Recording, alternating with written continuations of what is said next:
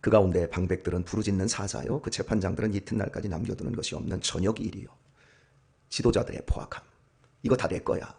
하나님이 위임해준 권력을 가지고 자기 입속만 챙겨 먹는 지도자 방백들, 그리고 재판한답시고 쌈 붙여놓고 양쪽에서 돈만 뜯어먹는 불의한 일들, 이런 것을 사자와 이리로 말씀하고 있습니다. 물론 예루살렘의 지도자들을 의미하고 있습니다. 고양이과의 짐승들은 자기가 사냥한 초식동물, 사냥감을 이 목을 물어서 숨통을 끊어놓습니다. 완전히 숨통이 끊어질 때까지 목을 물고 늘어집니다. 그래서 고양이과의 짐승들을 만나면 제일 주의해야 될 게 목을 이렇게 보호하는 겁니다. 숨통이 끊어질 때까지 기다렸다가 그 이후에 이 엉덩이 부분에서부터 가장 약한 부분, 항문 쪽에서부터 파고 들어가서 다 뜯어먹습니다. 약한 부분으로. 그런데 사자도 그렇고 표범도 그렇고 고양이들도 마찬가지입니다. 그런데라고 말씀을 드리는 건 개과의 짐승을 이야기를 하려고 합니다. 들개가 있습니다. 하이에나가 있습니다. 이런 짐승들은 떼거지로 몰려 들어가서 목줄을 끊어놓지 않고 산채로 뜯어먹습니다. 여러분들이 다큐멘터리 영상을 보면, 동물의 세계의 영상을 보면 개들이 사슴 또 약해져 있는 큰 무슨 들소, 이런 것들을 잡아먹는 영상을 보셨을 겁니다. 제가 보았기 때문에, 제가 그런 영상을 잘 안 보는 사람이고 텔레비전이 없는데도 불구하고 그걸 보았기 때문에 여러분들도 보았을 것이라고 생각이 되어집니다. 때로 공격을 해서 앞뒤에서 공격을 하는데 옆에서 수십 마리가 들소를 공격을 해서 들소 뒤에 들어가서 들소의 항문과 뒤쪽에 있는 늘어져 있는 젖을 이제 물어 뜯어 먹습니다. 결국 들소가 주저앉으니까 산채로 뜯어먹기 시작하는데 이 들소가 아파서 그 울음과 그 비명 소리를 제가 마음이 너무 아파서 못 듣고 못 볼 지경이더라고요. 어떻게 저 개과의 짐승들은 숨통을 끊어놓은 다음에 먹지 않고 저렇게 욕심이 많은가? 그러면서 우리 사람이 개와 얼마나 가깝습니까? 걸핏하면 개와 비교를 해서 개 같다, 개만도 못하다, 개보다 낫다. 짐승의 이름을 개하고 연관을 시켜서 욕을 이제 붙이지 않습니까? 인간이 개를 사랑하는 이유가 동질의 특성을 가지고 있어서 그렇지 않나 싶어요. 힘 있는 자들, 권력 있고 뛰어난 자들, 더 많이 가진 자들이 더 많이 갖기 위해서 살아있는 동질의 사람들의 가난과 약함을 더 뜯어먹고 더 고통스러워서 결국에는 유전, 무죄, 무전, 유죄라고 하는 이러한 비극적인 삶을 만들어 가고 있습니다.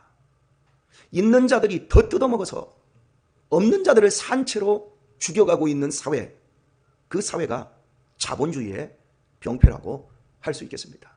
물론 그 주의 자체가 나쁜 것이 아니라 인간들이 자신의 욕망 때문에 눈을 뜨지 못하는 거죠. 눈을 감아버리고 나만 잘 먹고 잘 살면 돼. 방백과 재판관들은 정의를 세워야 될 사람입니다.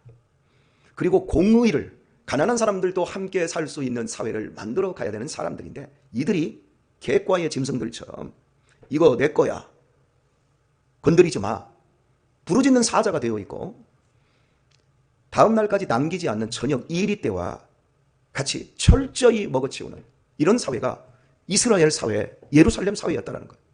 이 사회의 특징은 하나님의 말씀이 1000년 전부터 흐르고 있고 하나님의 교훈이 항상 넘쳐나고 있습니다.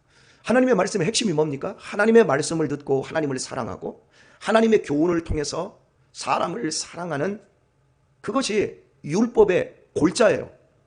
하지만 도리어 세상보다 더 못한 곳이 되어 있다라고 하는 이 무서운 지적, 제가 이렇게 비유적으로 무섭게 여러분에게 펼쳐 보이니까 어떻습니까? 여러분 내면은 어떻습니까? 나한테는 개과에 속한 그런 야비함과 더러움이 없습니까? 있습니까? 우리가 눈을 질끈 감으면 못할 짓이 없어요. 하나님 없다 그러면 우리가 못할 말이 없고 안 할 행동이 하나도 없어요. 똑같아. 그래서 항상 깨어 있어야 돼요. 제가 여러분에게 설교하며 누누이 부탁드리고 말씀드리는 것 중에 하나가 반드시 그리스도인은 내 옆에 공간 하나를 두어야 돼요.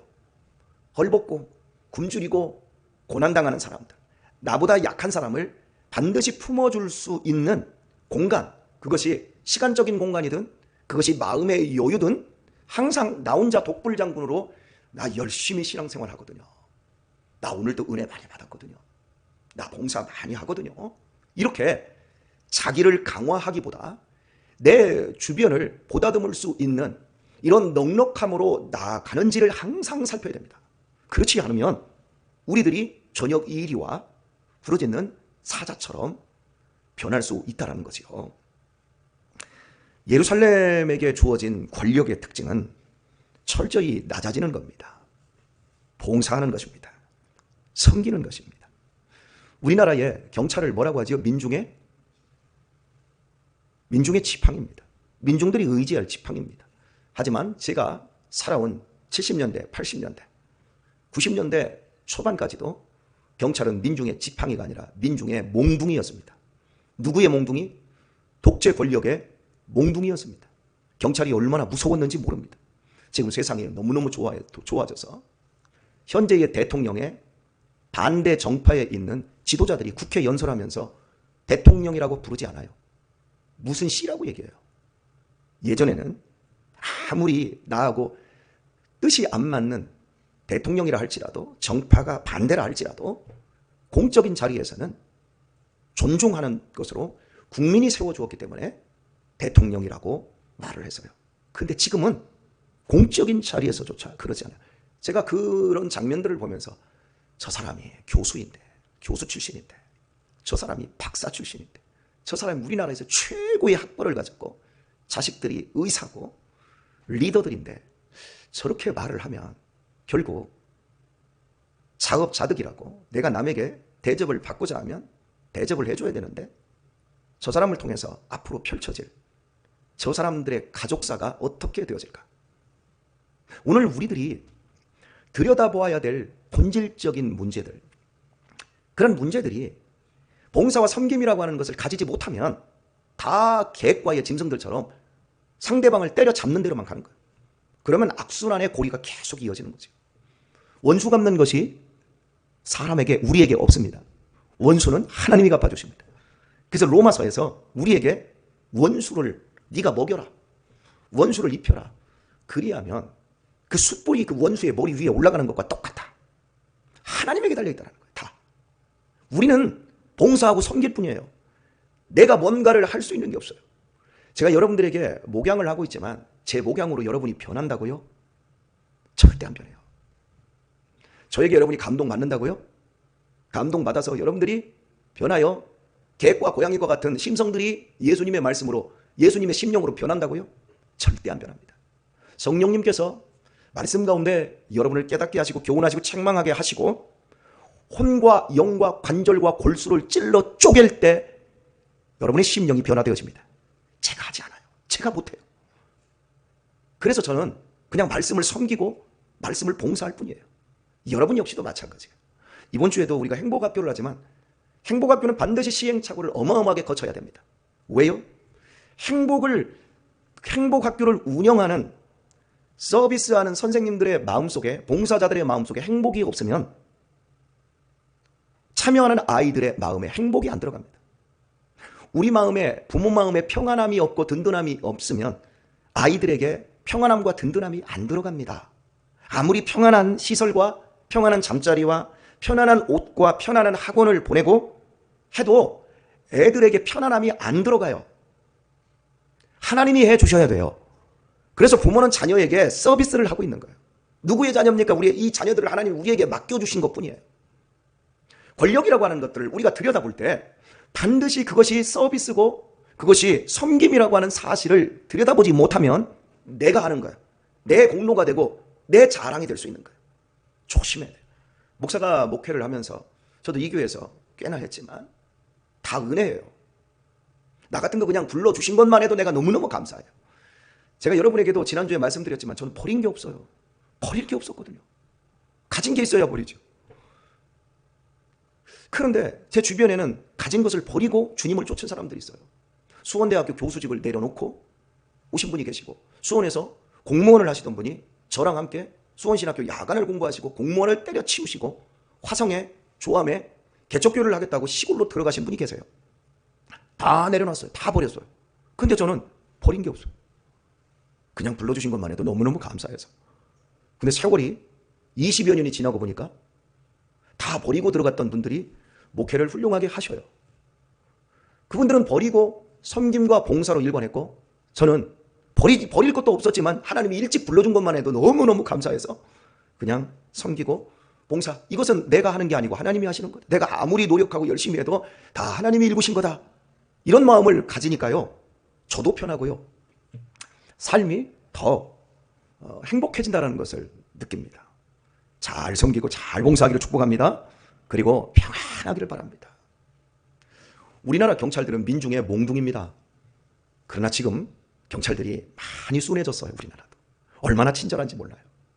저는 우리 아들들 때문에 경찰서를 여러 번 갔어요. 근데 파출소에 갔는데 파출소에서 얼마나 친절하게 하는지, 우리 막둥이가 잘못을 해놓고도 가서 싱글싱글 웃고 너무너무 즐거워하는 거예요. 그래서 제가, 야, 경찰서에 가면 얻어맞고 무섭다, 수갑차고 했는데 갔더니 경찰이 머리 쓰다듬어 주면서 아이고 예쁘다 이러면서, 이러니까 얘가 그래서 그것 때문에 몇 번 더 갔어요. 그리고 이제 결국에는 평택경찰서 여성 청소년과에 가서 조사를 딱 봤는데, 그때 제가 경찰한테 부탁을 드렸어요. 그랬더니 경찰이 아주 엄한 얼굴로, 얼굴에 미소 한 번 안 띄고 종이 한 장 주면서 너 이름 쓸 수 있지? 네가 뭔 잘못했는지 여기다 써. 이러고 보니까 얘가 그때부터 좀 심각해지더라고요. 예, 경찰들이 너무 서비스를 잘하면 자기 잘못을 몰라요. 범죄자들이. 오늘 교회 안에서 목사가 너무 부드럽고 너무 서비스만 하면 성도들이 자기가 개과, 자기가 고양이과라는 사실을 몰라요. 그리고 자기가 천사인 줄 알아요. 그리고 조금만 어려움이 있고 조금만 내면에 부담감이 되면 금방 고양이가 돼버려요. 개가 돼버리고. 정말 우리가 조심해야 될 일이에요. 영국에 갔더니 경찰들이 어떻게 걷는 줄 아세요? 우리나라 경찰들은 2명씩 짝져서 딱 걷는데 여기다 방탄조끼도 입고 막 이렇게 뭐 들고 푸른색 반짝반짝하고 다니잖아요. 근데 영국 경찰들은 모자부터 이상합니다. 우리나라 경찰 모자는 아주 각이 져 있어요. 그런데 영국 경찰들 모자는 원통으로 이렇게 길어요. 그리고 그 사람들이 걸음을 걷는데 영국 경찰들이 하나같이 거의 뚱뚱하더라고요. 걸음을 걷는데 이렇게 걸읍니다. 팔자걸음을 걸어요. 띠뚱띠뚱하고 팔자걸음을 걸어서 저거 사고 나면 범죄자들 저거 쫓기나 하겠어? 제가 이제 이렇게 생각을 했어요. 그러면서 참 군기 빠졌다, 그렇게 생각을 했었거든요. 그러다가 나중에 저는 영국을 갔다 왔으니까요. 그리고 나중에 책을 읽다 보니까 영국의 경찰들은 경찰 학교에서 걸음걸이를 연습을 시키는데 팔자걸음을 연습을 시킨다는 거예요. 여러분, 팔자걸음이 잘 달려요? 못 달려요? 못 달려요. 그런데 왜 팔자걸음을 경찰들에게 연습을 시키는가 했더니, 경찰들은 봉사와 섬김의 직이기 때문에 당신들은 여유가 있어야 되고, 그리고 반드시 다른 사람에게 위압감을 주어서는 안 된다.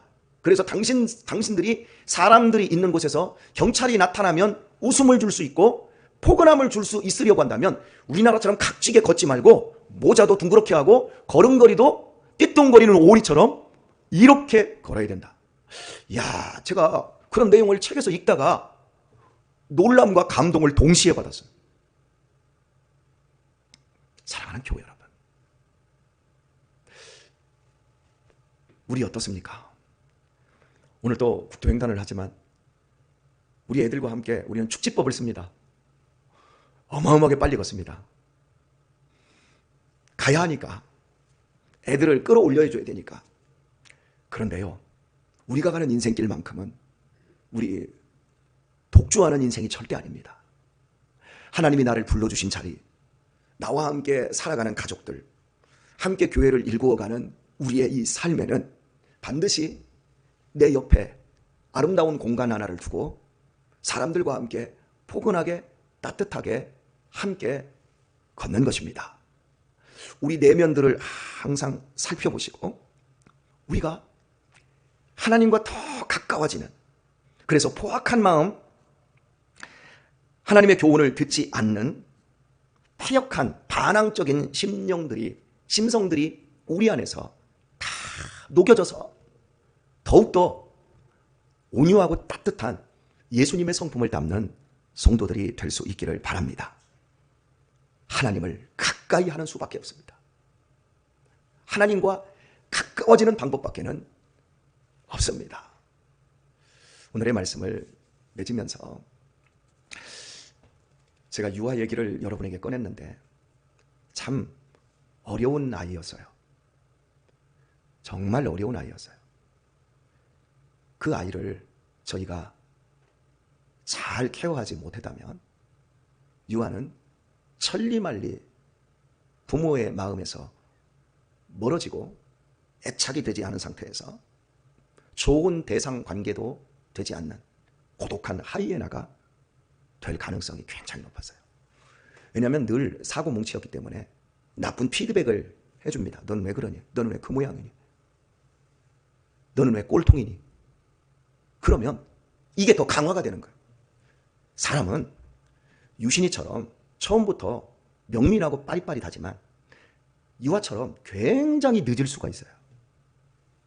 그런데 유아가 지금 어마어마하게 좋아졌어요. 유아가 이제 아버지의 마음을 이해하고 아버지를 품어줘요. 얘가. 이런 것들을 가정 안에서 제가 보면서 깜짝깜짝 놀라고 감사해요. 엄마 아버지가 유아를 잘 키웠어요. 맞지요? 그런데 우리 교회가 우리 유아를 너무 잘 받아줬어요.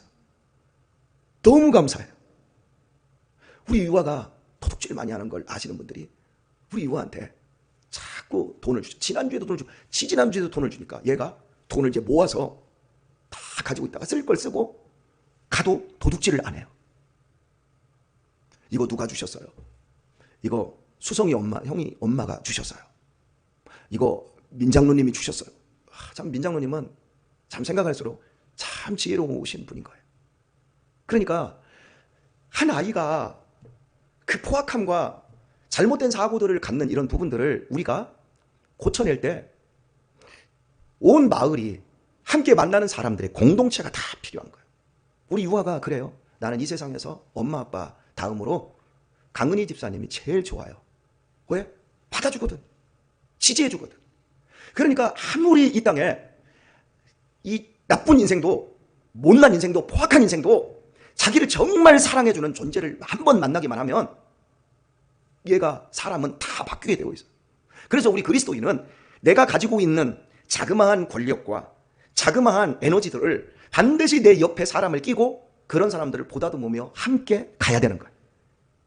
그때야만이 권력이 썩지 않고 권력이 아름답게 사용되어서 사람을 살리게 되어집니다. 여기 우리 연세 드신 우리 어르신들 부탁드립니다. 교회 오실 때 우리 아이들에게 돈 주란 얘기가 아니에요. 교회의 아이들이 그 아이들이 여러분을 기억할 때 기억할 수 있는 좋은 것들을 위해서 여러분이 말도 골라서 하시고 여러분이 한 주에 10,000원씩이라도 교회 아이들을 위해서 쓰십시오. 그 정도는 할 수 있잖아요. 죄송합니다. 우리 애들 돈 주라고 지금 얘기하는 게 아니에요. 우리들이 할 수 있는 게 그런 것들이거든요. 이렇게 우리들이 지혜롭게 살아가면 아무것도 아닌 그 부족한 것들이 결국은 사람을 살리고 그 한 사람의 인생을 완전히 바꿔버린다고요. 이것이 권력이 할 수 있는 섬김이에요.